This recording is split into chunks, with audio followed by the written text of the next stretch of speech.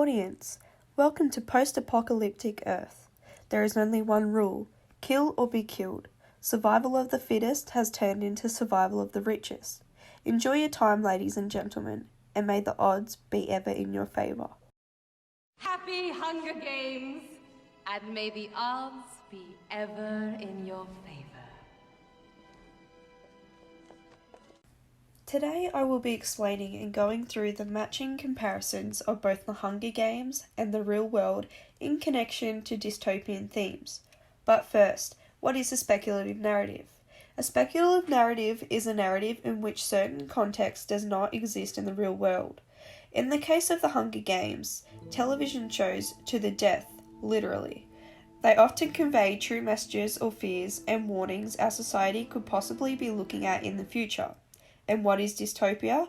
Dystopia, described by Google, is an imagined state or society in which there is great suffering or injustice, typically one that is totalitarian or post-apocalyptic. The Hunger Games is a novel published in September 2008 and a series of films directed by Gary Ross. The Hunger Games is a story of a nation brought to its knees when a television show where two teens, one boy, one girl from each district of 12, are chosen at random and made to fight to the death for their district and the enjoyment of the television audience.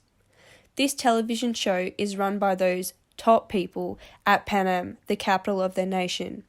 In the film, all those teens of 12 districts are called upon for the choosing of two teen components. When Katniss's sister's name is called out, Katniss volunteers for her.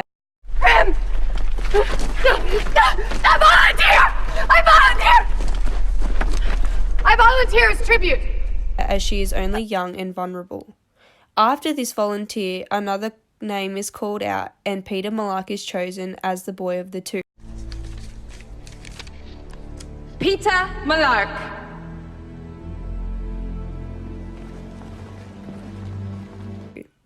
These two shall be the main characters for the bundle of movies and novels.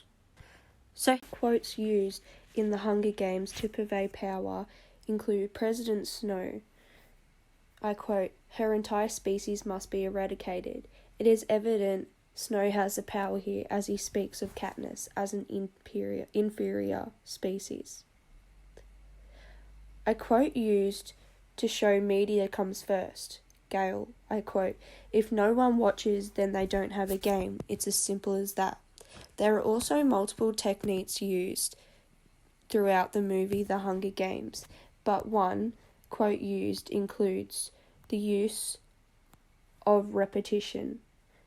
Katniss, I quote, "Prim, prim, prim, I volunteer." This is apparent in both worlds, the desperation we have. A real-life dystopian context. While there are many connecting themes throughout the series of movies, The Hunger Games, exemplified in Susan Collins' The Hunger Games, there are distressing correlations between our society and Panem. The description in the novels about the poverty and desperation in the 12 subjected districts versus the ludicrous exhibition of pretentious grandeur in the capital's superficial society have a ring of truth when here in the world more than 1.3 billion live in extreme poverty and 22,000 children die each day due to starvation and malnutrition.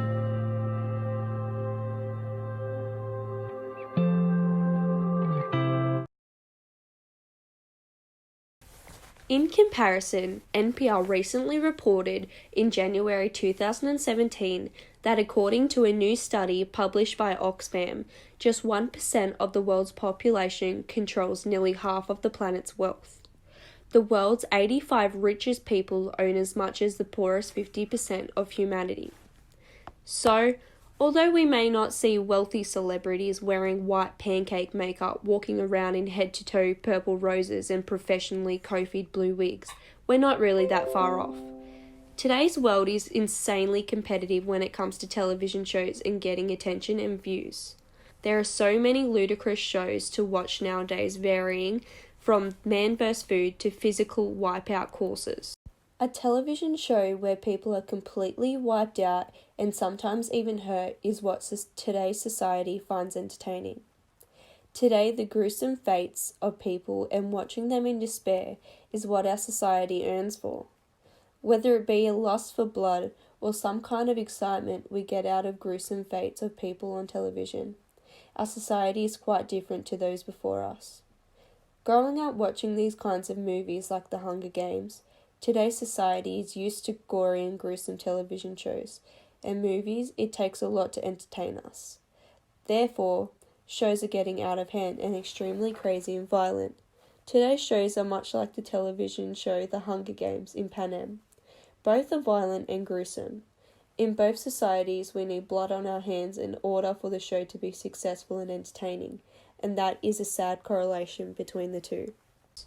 Man vs. Food, a show with no positive messages or any components that help society, but a show of a man seeing how much he is able to eat. This television show purveys nothing but pure greed. She literally has no way to put food into Joshua's belly. As some 795 million people in today's world are starving. This show is a pure representation of the greed in today's society. How does this television show connect to the context in the Hunger Games? It is connected by the theme of greed and the craze for attention towards media. Greed is a massive trend in the Hunger Games, as only a certain percent, being small, are living in wealth. So much wealth, in fact, they could solve poverty for each of the 12 districts.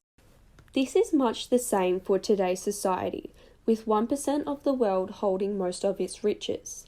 Insane television shows and the need for ridiculous entertainment are the same in both worlds. The difference?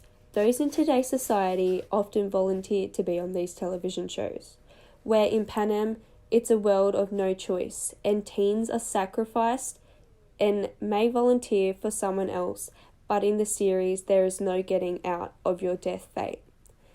In today's society, we have that choice, and the shows are nowhere near to the extent as the fight to your death theme. But a lot of the main themes and components are the same. Our two worlds really aren't that different, with the two main problems in both worlds including poverty, greed, and reality TV. Our worlds are joined, and some may say soon enough our world could be close to being theirs.